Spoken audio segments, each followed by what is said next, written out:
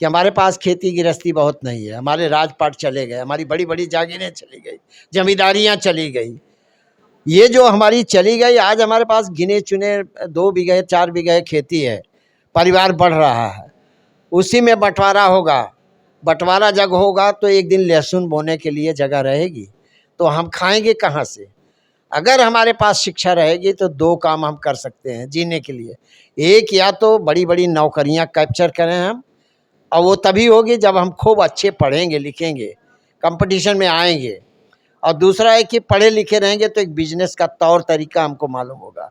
ये शिक्षा के विषय में आज के परिवेश में जितना डिवैल्यूएशन हुआ है, उसका अवनति हुई है, उतना कभी भी नहीं हुई। आज़ादी के बाद कभी भी नहीं हुई। कि उत्तर प्रदेश में जब से योगी सरकार बनी है, आप सर्वेक्षण करा लीजिए, एक डाटा है, 27,000 सरकारी स्कूल बंद किए गए हैं, 27,000। और वो स्कूल क्यों बंद किए गए? सरकार कारण बताती है कि 50 से कम लड़के जिस स्कूल में हैं वो स्कूल बंद कर दिया जाएगा। अब उस स्कूल में कम क्यों बच्चे हैं? उसके बगल में प्राइवेट स्कूल खुल गए हैं। प्राइवेट स्कूल इतना बिजनेस कर रहे हैं कि उसके पीछे ये स्कूल में कोई पढ़ाता ही नहीं, कायदे से बच्चे पढ़ते नहीं। सरकारी स्कूल में सरकार ने बहाना बना करके उन स्कूलों को बंद किया है।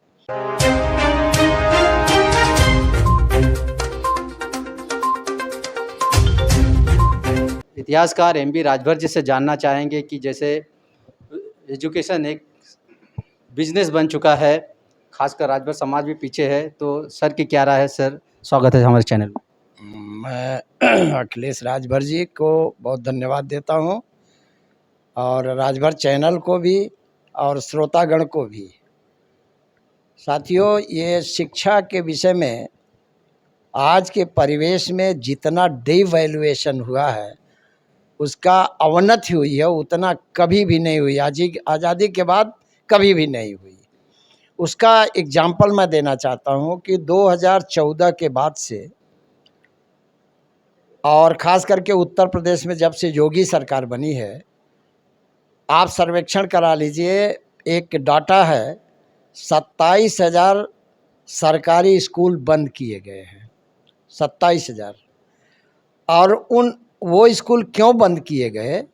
सरकार कारण बताती है कि 50 से कम लड़के जिस स्कूल में हैं वो स्कूल बंद कर दिया जाएगा।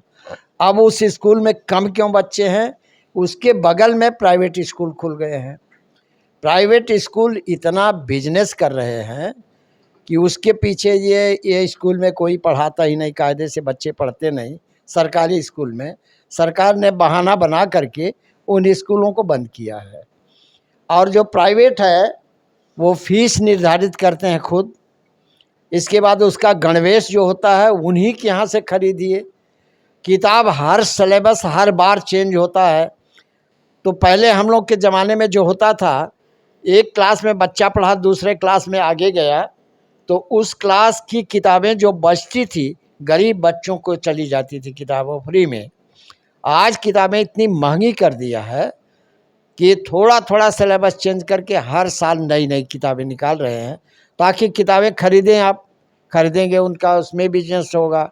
गणवेश जो उनका यूनिफॉर्म ड्रेस है वो खरीदेंगे, उसमें बिजनेस उनका फ़ायदा होता है। मास्टर जो रखे गए हैं उसका कोई प्रोटोकॉल मेंटेन नहीं होता है। तो इस तरह से शिक्षा का डिवैल्यूएशन एकदम से कर दिया है। और ये तो मैं जानता हूँ कि वैदिक काल में जो इस देश की मूल निवासी जातियाँ थी, उनको इन्होंने कहा था स्त्री शूद्रो विद्या न धीयताम, स्त्री और शूद्र को विद्या नहीं देनी चाहिए। मनुस्मृति तक लिखा हुआ है कि विद्या नहीं देनी चाहिए शूद्र जातियों को। आज ठीक वही चीज़ हो रहा है। संविधान का 28वां आर्टिकल भारतीय संविधान का, वो मजबूर है कि सरकार शिक्षा दे और सभी को एडमिशन से मना नहीं कर सकती है।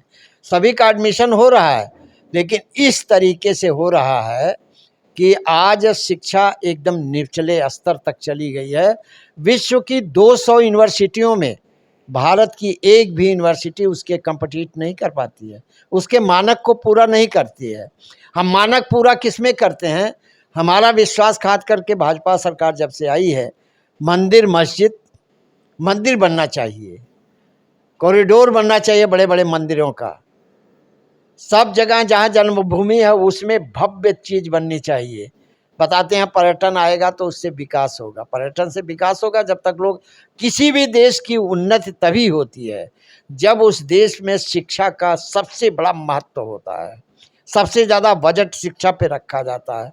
हमारे देश में आजू बाजू के देशों से तुलना कर लीजिए, सबसे कम शिक्षा पे बजट रखा गया है।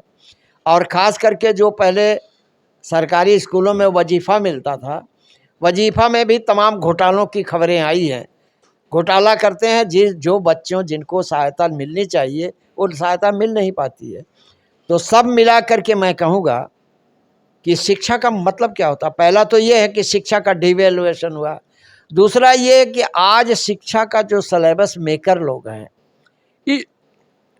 इस तरह से सिलेबस बनाते हैं कि उससे हमारे बच्चों का, वास्तव में दुनिया के बच्चों से हमारे बच्चे कम्पीट बिल्कुल नहीं कर पाएंगे। हम कहते हैं कि शिक्षा की देवी सरस्वती होती हैं, शौर्य की देवी लक्ष्मी धन की देवी लक्ष्मी होती हैं और शौर्य की देवी दुर्गा होती हैं। आज आप देख लीजिए, विद्या की देवी हमारे देश में बैठी हैं, लेकिन साक्षरता दर अभी भी हमारे देश में सबसे बहुत कम है। और हमारे देश में शौर्य की देवी दुर्गा हैं, लेकिन जब गोल्ड मेडल लाना पड़ता है ओलंपिक में या विश्व लेवल का जो खेल प्रतियोगिता होती है, हमारे बच्चे, हमारी बच्चियां निचले स्तर पे चली जाती हैं। और धन की देवी हमारे देश में पूजा होती है, उनकी धन लक्ष्मी। और दिवाली के दिन देखिए कितना उनको उल्लू, उनका वाहन बनाया गया। हमारे देश में धन की इतनी कमी है कि गरीबी 80 करोड़ सरकार के रिकॉर्ड बताते हैं कि भारत में गरीबी रेखा के नीचे हैं। उनको अनाज दे करके जिंदा किया है सरकार ने। तो बताइए देश का विकास किस तरह से हो रहा है। और शिक्षा का मतलब होता है कि the purpose of education is change empty mind into open mind, यानी खुले दिमाग को, खाली दिमाग को खुले दिमाग में बदल दे। ये सोच सके कि एक हनुमान कैसे सूरज को निगल सकते हैं। ये हो सकता, संभव है क्या। आज हनुमान चालीसा स्कूलों में पढ़ाने की बात चल रही है। रामायण महाभारत को हम सबसे ऊपर टॉप पे रख रहे हैं, लेकिन भारतीय संविधान को स्कूल कॉलेजों में दिया नहीं जाता कि भारतीय संविधान स्कूल कॉलेजों में एक चैप्टर के रूप में पढ़ाया जाए। मौलिक अधिकार क्या है उसको पढ़ाया जाए। ये सब इसलिए किया जा रहा है कि हम जितने बौद्धिक रूप से कमज़ोर रहेंगे, शासक वर्ग उतना ही मजबूत रहेगा। इनका मेन मोटो यही है कि हमारा खुला दिमाग किस तरीके से हो सकता है।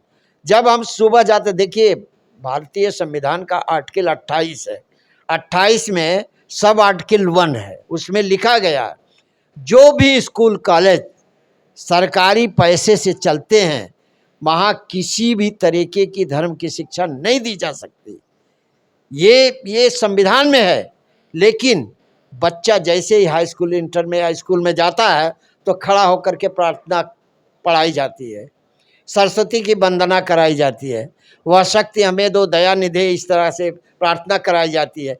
बताइए ये हम संविधान का उल्लंघन नहीं कर रहे हैं। जैसे ही बच्चा जाता है सुबह स्कूल में, स्कूल खुलता है, लाइन में खड़ा होता है, प्रार्थना करता है, तो आर्टिकल 28 का तो सबसे बड़ा उल्लंघन ये जितने स्कूल कॉलेज हैं वो कर रहे हैं। जहाँ पे हमको ज्ञान मिलता है वहाँ पे अज्ञानता फैलाई जा रही है इस तरीके से। ये तो और सिलेबस पर और बहुत विस्तृत बात है। अगर मैं करूँ तो ये मैं सिद्ध कर सकता हूँ कि सरकार, एक जमाना था कहते हैं तमसो माँ ज्योतिर्गमय, अंधकार से प्रकाश की तरफ शिक्षा ले जाती है, लेकिन आज के परिवेश में खास करके भाजपा सरकार ने ऐसा माहौल क्रिएट कर दिया है कि ज्योतिर्मा तमसो गमय, यानी ज्योति प्रकाश से अंधकार की तरफ ले चलो।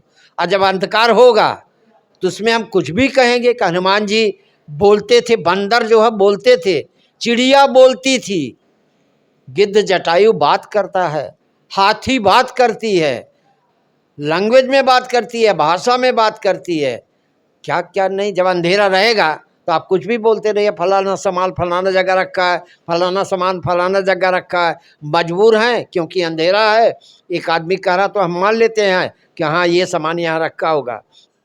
लेकिन उसी घर में अगर प्रकाश जला दीजिए तो आदमी कहेगा नहीं ये सामान तो यहाँ नहीं रखा है, यहाँ तो दूसरा सामान रखा है। इसीलिए अंधकार में डाल रही है ताकि वो जो कहे वही मान के हम चलें।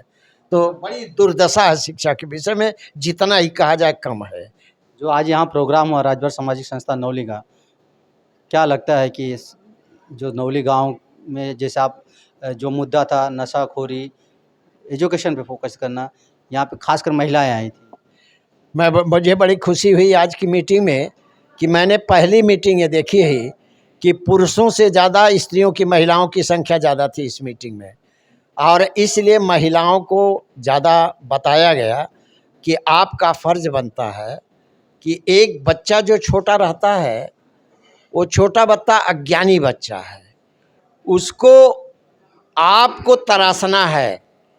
और तराशने के लिए आप अगर अशिक्षित हैं तो कम से कम सुबह जब उठाइए उसको, उसका हाथ मुँह धुलाइए, दैनिक क्रिया करवाइए। इसके बाद लाइट जला दीजिए, किताब कापी एक खटिया बिछा के या टेबल बिछा करके पर बैठा करके उसको पढ़ने के लिए बोलिए। वो पढ़े, एक हैबिट डालें ताकि वो हैबिट ज़िंदगी भर रहे कि उसको पढ़ना है। ये हमारी माँ बहनों के ऊपर मैंने ज़्यादातर फोकस किया कि वहीं से शुरुआत करिए आप। और एक चीज़ और बता दूं कि हमारे पास खेती गृहस्थी बहुत नहीं है, हमारे राजपाट चले गए, हमारी बड़ी बड़ी जागीरें चली गई, जमींदारियां चली गई। ये जो हमारी चली गई, आज हमारे पास गिने चुने 2 बीघे 4 बीघे खेती है, परिवार बढ़ रहा है, उसी में बंटवारा होगा। बंटवारा जब होगा तो एक दिन लहसुन बोने के लिए जगह रहेगी, तो हम खाएंगे कहाँ से? अगर हमारे पास शिक्षा रहेगी तो 2 काम हम कर सकते हैं जीने के लिए। एक, या तो बड़ी बड़ी नौकरियां कैप्चर करें हम, और वो तभी होगी जब हम खूब अच्छे पढ़ेंगे लिखेंगे, कंपटीशन में आएंगे। और दूसरा है कि पढ़े लिखे रहेंगे तो एक बिजनेस का तौर तरीका हमको मालूम होगा, रोजी रोजगार बनाएंगे हम, तभी जाके हम जिंदा रह सकते हैं, नहीं तो नहीं रह सकते। एक ही लक्ष्य है कि भर समाज को, राजभर समाज को अगर ऊपर आना है, अपने पुराने इतिहास को फिर से स्थापित करना है, तो शिक्षा को सबसे ऊपर रखना होगा, तभी जाके हम कुछ कर सकते हैं, वरना दूसरा कोई रास्ता नहीं है। बहुत बहुत धन्यवाद सर। अगर आप चैनल पे नए हो तो चैनल को सब्सक्राइब करना ना भूलें। वीडियो को ज़्यादा से ज़्यादा शेयर कीजिए।